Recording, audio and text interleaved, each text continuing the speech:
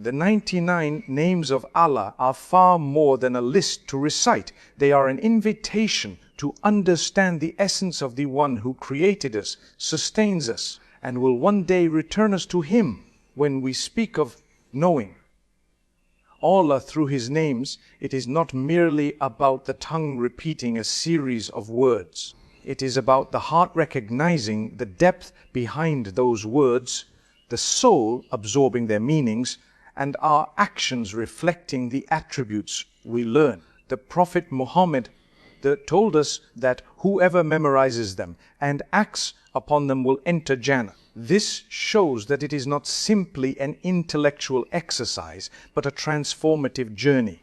To know Allah as Ar-Rahman is to be constantly aware of His mercy in every breath we take, in every moment of safety, in every blessing we overlook. His mercy is not conditional on our perfection.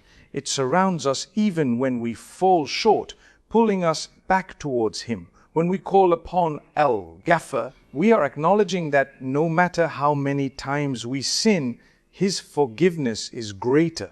It softens the heart to realize that the door of repentance is always open, that Allah never tires of forgiving His servants. To recognize Him as Al-Hakim is to trust His wisdom in all decrees, even the ones we struggle to understand. Life's trials begin to feel different when we know that behind them is a plan crafted by the Most Wise, a plan that sees the whole picture when we can only see fragments. The journey of knowing Allah's names begins with reflection. For each name, there is a lesson, a reminder, and a way to live it in our daily lives. For instance, as Sami, the all-hearing, reminds us that every dua, whispered or silent, reaches Him fully. This name alone should transform our approach to prayer, making it more sincere and more frequent. Al-Basir, the all-seeing, makes us aware that He witnesses our struggles, our sacrifices, our private moments of patience, and also the things we try to hide.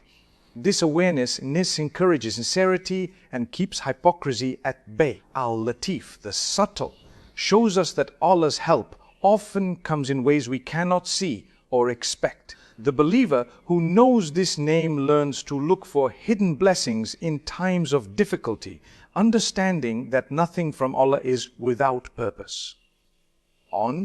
Memorizing the names is like planting seeds, but reflecting upon them is watering those seeds so they grow into something living within our hearts. The more we understand them, the more we feel a closeness to Allah that goes beyond ritual. This closeness naturally shapes our character.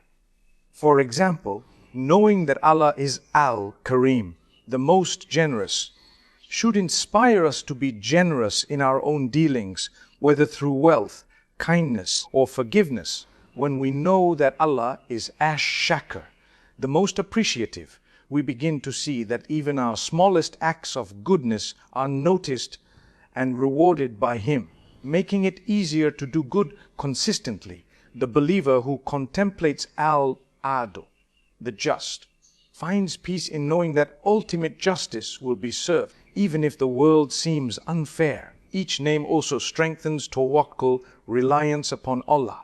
When life feels uncertain, calling upon Al-Wakil, the disposer of affairs, reminds us to hand over our worries to the one most capable of resolving them.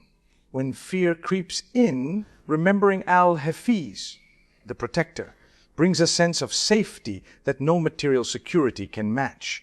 Even in loneliness, knowing Al-Wali, the protective friend, comforts the heart as it assures us that Allah's companionship is constant and unwavering. This reliance is not passive, it motivates effort while placing trust in Allah's outcome. Understanding the names also deepens our gratitude. Every breath becomes more precious when we realize it is a gift from Al-Muhyi, the giver of life. Every meal tastes sweeter when we remember it comes from Ar-Razzaq, the provider. The believer who lives with this awareness sees blessings where others see nothing, because they recognize the hand of Allah in every detail. This gratitude protects the heart from arrogance and despair, keeping it balanced in both ease and hardship. One of the profound effects of learning the names is that it shapes our dua. Instead of asking generally, we call upon Allah using the name most connected to our request. If seeking forgiveness, we call on Al-Ghaffar or At-Tawwab.